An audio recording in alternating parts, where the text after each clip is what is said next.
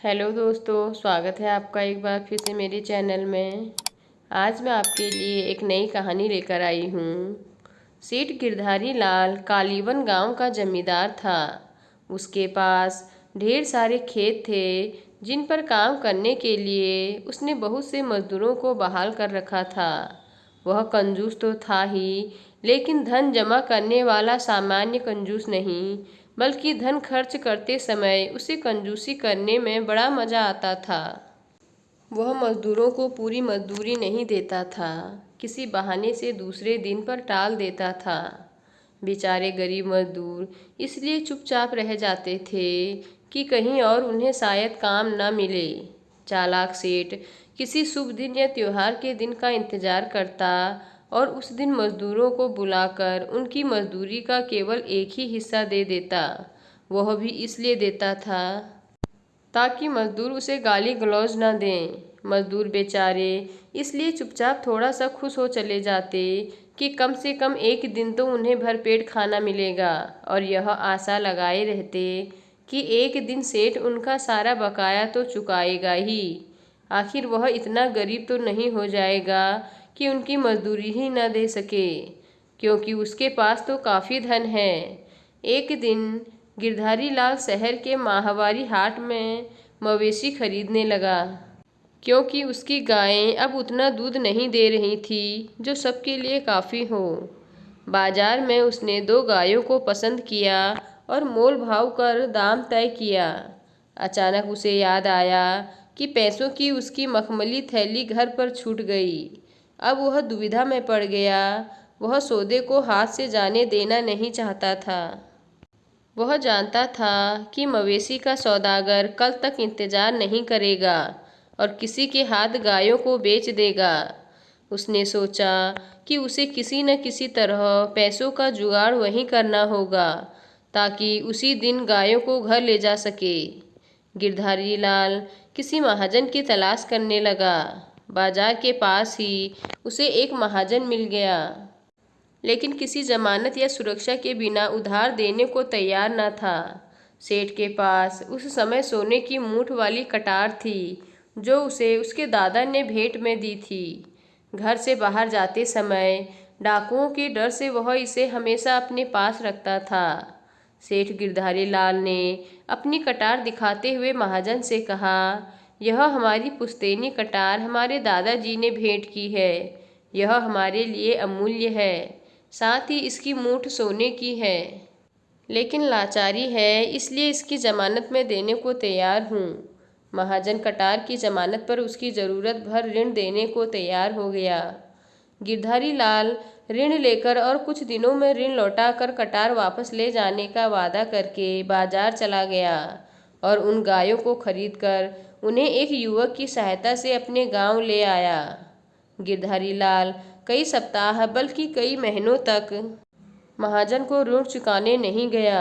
महाजन धीरज के साथ इंतजार करता रहा और सोचता रहा कि सोने की मूठ वाली कटार का क्या करे। क्या उसे बेचकर सूद के साथ ऋण का पैसा वसूल कर ले? लेकिन महाजन से कटार लेगा कौन? उल्टा कोई देख लेगा तो जितने लोग उतनी तरह की बातें बनाएंगे और उसकी प्रतिष्ठा धूल में मिल जाएगी।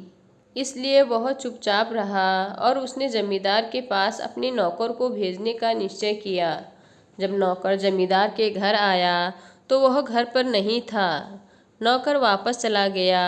कुछ दिनों के बाद उसे फिर जमींदार के पास भेजा गया, किंतु इस बार भी वह जमींदार से नहीं मिल पाया, क्योंकि यह बीमार होने के कारण सो रहा था। जमींदार के नौकरों ने महाजन के नौकर को वापस भेज दिया। महाजन इस आशा से कि जमींदार मेरे नौकर के जाने का संदेश पाकर ऋण लौटाने के लिए स्वयं आ जाएगा, कुछ और दिनों तक धैर्यपूर्वक सब सहता रहा। उसके बाद निराश होकर उसने एक योजना बनाई। जब अगली बार नाई सुखराम उसके बाल काटने आया तब उसने उसे सारी कहानी बता दी और साथ में यह भी कहा कि उसकी कटार कहीं गायब हो गई है। अच्छा यही होगा कि जमींदार ऋण वापस कर अपनी कटार लेने न आए। महाजन जानता था कि नाई खबर फैलाने में माहिर होते हैं और उसके द्वारा शीघ्र ही यह खबर सब तक पहुंच जाएगी कि जमींदार ने ऋण अभी तक नहीं चुकाया है और महाजन को जमानत में दी हुई उसकी सोने की मूठ वाली कटार गायब हो गई है। सचमुच हुआ भी ऐसा ही। यह खबर आसपास के गांव में सब जगह फैल गई। जब वह नाई बाल काटने के लिए जमींदार के घर आया तब उसने यह खबर उसे भी सुनाई। गिरधारी लाल को अब तक इस बात पर शर्म महसूस नहीं हुई थी कि उसने महाजन का ऋण नहीं चुकाया, क्योंकि इस रहस्य को उसके अलावा कोई नहीं जानता था। लेकिन अब उसने अनुमान लगाया कि बहुत से ग्रामीणों को उसके ऋण के बारे में पता लग गया होगा। इसलिए उसने अपनी प्रतिष्ठा बचाने के लिए निश्चय किया कि वह महाजन के पास जाकर यह कहेगा कि पैसे वापस लेने हैं तो मेरी कटार लौटा दो। यद्यपि उसे पूरा विश्वास था कि उसे एक पैसा भी खर्च नहीं करना पड़ेगा, क्योंकि कटार खो जाने के कारण महाजन उसे लौटा नहीं सकेगा। फिर भी वह महाजन के पास काफ़ी पैसा लेकर गया। महाजन के घर पर जब जमींदार को यह बताया गया कि उसकी कटार की चोरी हो गई है तो उसने खूब हल्ला मचाया। कैसे विश्वास होगा कि महाजन जमानत के लिए कटार रखेगा, उसने ऊंची आवाज़ में चिल्लाते हुए कहा।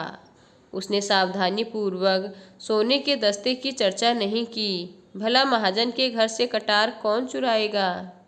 वह और भी जोर से चिल्लाया। जमींदार भीड़ इकट्ठा करने के लिए महाजन का मजाक उड़ाते हुए ठठाकर हंसने लगा। जब सड़क पर काफ़ी भीड़ इकट्ठी हो गई तब जमींदार ने महाजन से कहा, क्यों नहीं घर के अंदर जाकर कटार की खोजबीन करते। उसे यह उम्मीद थी कि महाजन अंदर जाकर शीघ्र ही बाहर आ जाएगा और उसे यह कहेगा कि हिसाब बराबर हो गया और इस तरह ऋण का एक पैसा भी वापस नहीं करना पड़ेगा। महाजन दबते सहमते अंदर गया और बहुत देर तक बाहर नहीं आया। गिरधारी लाल बार बार अपनी मखमली थैली निकालकर दिखा रहा था, जिससे भीड़ को यह विश्वास हो जाए कि यह ऋण के पैसे ईमानदारी से वापस लौटाना चाहता है। वह इस प्रकार अपनी खोई प्रतिष्ठा को पुनः प्रतिष्ठित कर सकता है। अचानक महाजन अंदर से आते हुए बोला, सेठ जी, आपकी कटार मिल गई है। यह रही। मैंने इसे सुरक्षित रूप से रख दी थी, लेकिन कहाँ रखी थी यह मैं भूल गया था। क्या अब आप मेरा ऋण लौटा देंगे, जो बहुत दिनों से बकाया पड़ा था। उसने भीड़ को सुनाते हुए आखिरी शब्दों पर जोर देते हुए कहा। गिरधारी लाल को लाचार होकर सूद सहित ऋण के सारे पैसे भुगतान करने पड़े। लोगों ने देखा कि वह ऋण चुकाने के बाद सिर नीचे किए जाने लगा। भीड़ के लोग छी छी कर रहे थे, लेकिन उसने सिर उठाकर किसी को नहीं देखा। गिरधारी लाल को एक नई सीख मिल गई थी। जिन लोगों को उसके अपमान और शर्मिंदगी से लाभ पहुंचा, वे उसके खेतीहर मजदूर थे। उन्हें अब समय पर पूरी मजदूरी मिलने लगी। तो दोस्तों, आपको आज की कहानी कैसी लगी मुझे कमेंट कर कर ज़रूर बताएं। अगर आपको मेरी कहानी पसंद आई हो तो मेरे चैनल को लाइक कीजिए और सब्सक्राइब कीजिए और साथ ही अपने दोस्तों के साथ आगे शेयर कीजिए। धन्यवाद।